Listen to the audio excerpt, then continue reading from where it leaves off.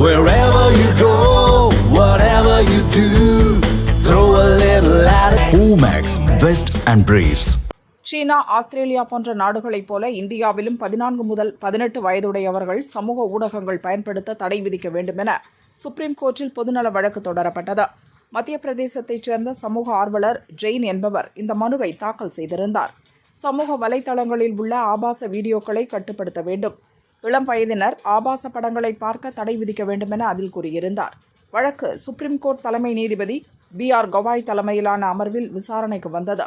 அப்போது மனுதாரர் தரப்பில் வக்கீல் வருண் தாக்கூர் வாதிட்டார்.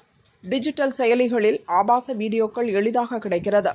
குழந்தைகள் இதுபோன்ற வீடியோக்களை பார்க்க நேரிடுவதால் அவர்களும் பாதிக்கப்படுகின்றனர்.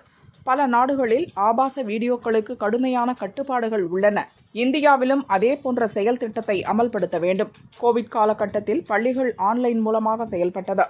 அப்போது முதல் குழந்தைகள் இளம் வயதிலேயே டிஜிட்டல் சாதனங்களை பயன்படுத்த ஆரம்பித்துவிட்டனர்.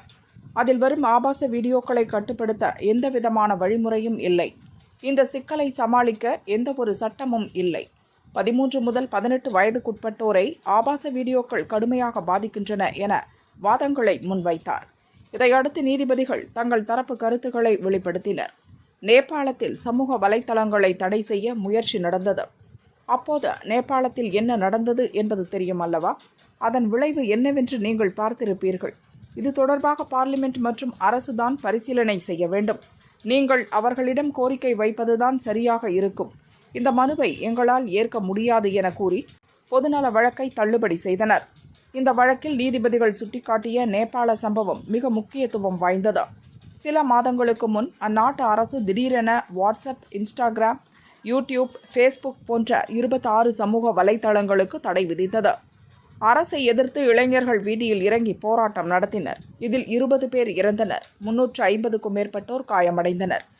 இளைஞர்கள் போராட்டத்தால் நேபாள அரசே கவிழ்ந்தது குறிப்பிடத்தக்கது.